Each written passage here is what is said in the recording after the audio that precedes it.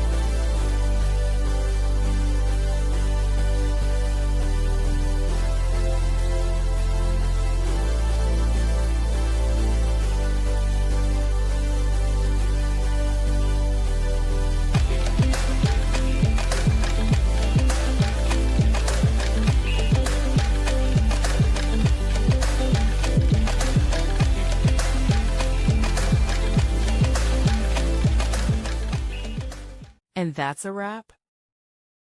I hope you found the answer you were looking for. If you did, take a second to hit that subscribe button. It really helps out.